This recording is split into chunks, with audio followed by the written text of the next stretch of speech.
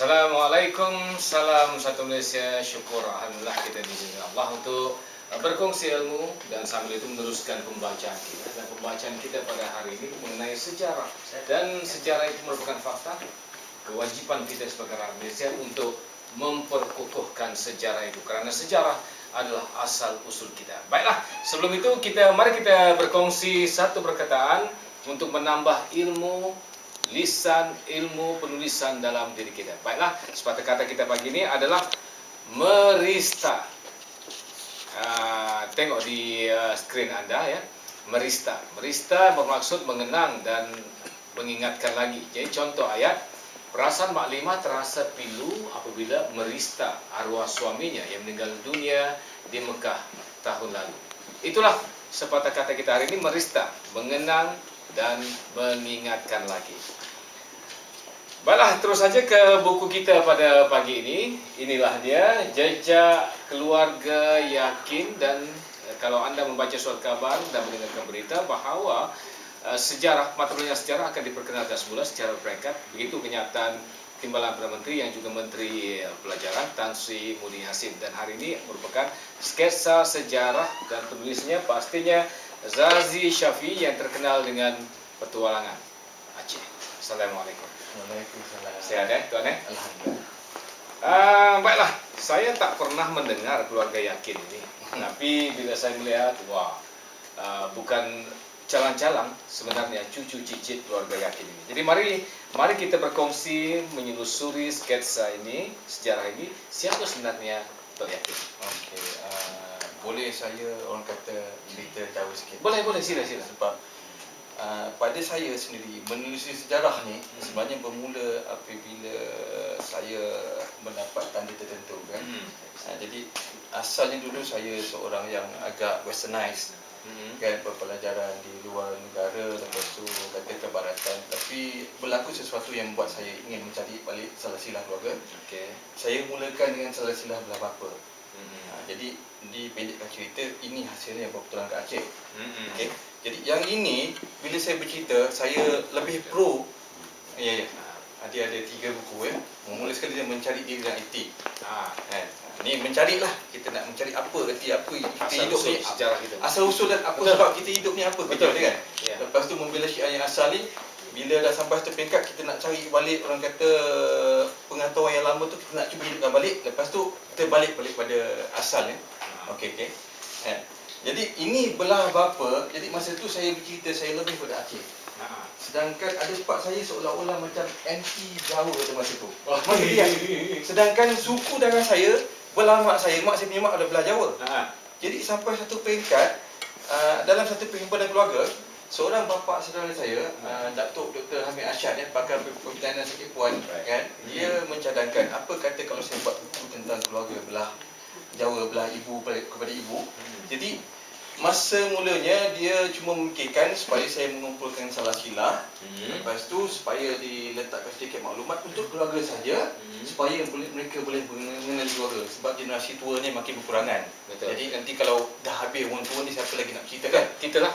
Jadi dari situ saya rasa saya nak bawa ke depan lagi. Sebab saya memang minat sejarah. Saya minat orang kata nak tahu kenapa negara jadi macam ni, kenapa jadi keadaan komposisi kaum ini. Jadi saya gabungkan dalam pencarian silsilah Tok Yakin ni, moyang saya gabungkan sekali ceritanya. Jadi Tok Yakin ni dia bukanlah orang yang terkenal. Dia ni orang kata cuma seorang yang berantau lebih 100 tahun lalu daripada Pekalongan di Jawa. Dia mencari kerja di Singapura. Jadi dia mencari kerja tu, dalam cari kerja dia pandai memasak. Jadi dia kerja dengan orang putih. Bila dia kerja dengan orang putih ni, dia ikutlah posting ke mana-mana, ke Batu Gajah, ke Kuala Lumpur, ke beberapa tempat.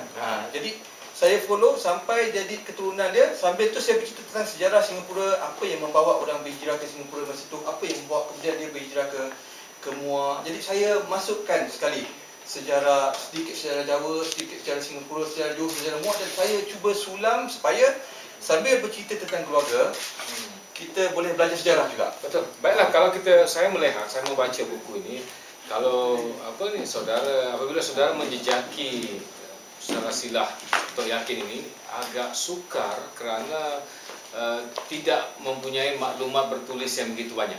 Ya. Apa usaha seterusnya? Usaha saya masa tu, saya bertanya pada orang tua. Ya. Saya masih ada lagi seorang atuk saudara yang kira anak tu yang paling tua, umurnya 94. Okay, Alhamdulillah. Dia ni kalau ikutkan sampai 6 tahun lalu masih lagi memandu kereta sampai mata sebelah dia rosak kan. Kereta itu je. Tapi Alhamdulillah dia masih ingat lagi cerita dan isterinya masih hidup, 10 tahun lagi muda. Jadi dia orang ni yang banyak cerita tentang siapa Tok Yakin. Lepas tu saya semak balik dengan saudara lain dan saya gabungkan segalanya untuk menerbitkan ceritanya. Jadi penyusunan buku ini macam mana? Penyusunan. Sebab untuk menzahirkan kebentuk naskah secara totally kepada Tok Yakin agak sukar. Jadi penyusunan, saya baca Tok Musa, Tok Hidayat, plot ceritanya macam mana? Jadi saya mulakan dengan cerita Tok Yakin. Tadi kenapa dia berhijrah. Jadi bila kita tak ada maklumat yang secukupnya, kita kena kaji keadaan masa tu macam mana. Contohnya dia tu bila dijangkakan hidup, kita tak ada datang. Cuma berdasarkan fakta bahawa atuk saudara saya, Atuk Musa, dia kata dia ingat Tok Yakin yang meninggal tahun 1943 umur 70. Jadi kita tolaklah.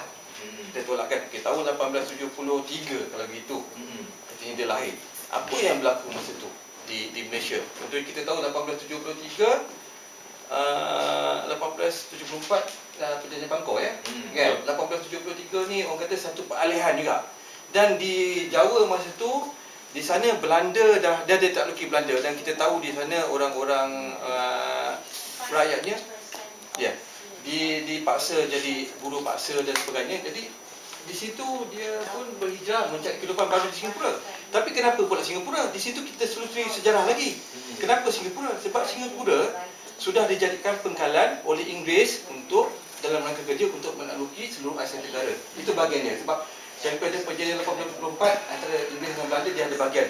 Dia sini, dia handle sini. Dia ambil sini. Ini ambil sini. Jadi Singapura ni dia punya pusat. Bila dia punya pusat tu dia majukan. Singapura ni kita tahu hasil bumi dia tak banyak sangat, tapi dia adalah tempat pelabuhan.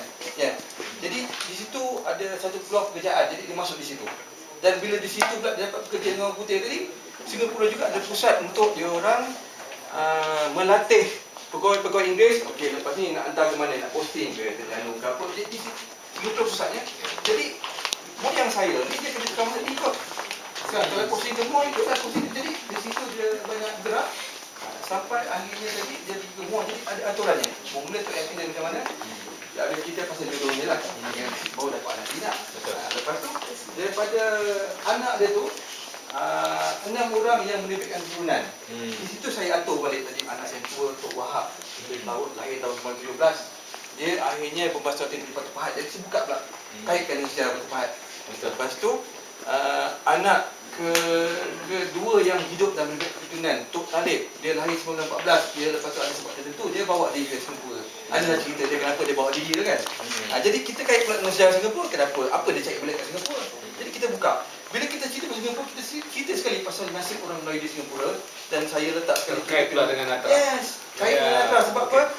Kita nak supaya bila orang baca ni bukan cerita keluarga saja. Kita keluarga tu adalah satu latar belakang untuk menceritakan sejarah supaya orang ingat. Banyak orang dah lupa ni kita Natra, kita semua kan. Saya melihat ini sebagai buku ini sebagai satu pengembangan sejarah. Dan kalau kita lihat ini merupakan DVD yang diterbitkan oleh saudara Razi sendiri, yaitu Perjanjian Pakur. Baiklah, soalan terakhir saya. Benarkah Tok Yakin ini berasal daripada nasab Sunan Gunung Jati? Yang itu sebenarnya saya tidak ada orang kata zahir. Tapi bila saya rasa sesiapa yang pernah mengkaji silsilah, lebih-lebih zaman sekarang ni kan, dia ada dua cara. Satu, kita cari pada dokumen. Betul. Kan? Satu lagi, kita istiharah kadang-kadang. Kita ditunjukkan alamat. Jadi kadang-kadang kita dapat satu alamat mengatakan dia dengan ni ada kena-mengena, tapi kita tak tahu siapa disuruh kat tengah. Betul. Jadi salah satu harapan saya nanti kalau mana tahu orang baca buku ni, dia pula dapat kaitkan. Jadi sebab saya selitkan cerita, contohnya ada cerita yang saya dapat orang kata last minute di belakang tentang orang kata ada macam mana ceritanya, ada satu ceritanya macam mana isteri pada Tok Yakin ni boleh datang ke Singapura. Betul. Kan? tentang ada Juga sebagai tukang Yes. masak. ah Nah, tukang kalau kita lihat dalam buku ini ada gambar sunan-sunan di Yes. apa di Pulau Jawa. Pulau Jawa. Ya. Dari Sunan Gunung Jati, Sunan Kalianda, semuanya lah. Ah, Dan sebenarnya buku ini merupakan menelusuri asal-usul. Terima kasih banyak. Ya. Terima kasih Okey, atas kerjasama dan terima kasih kerana mahu menghasilkan buku sehebat ini.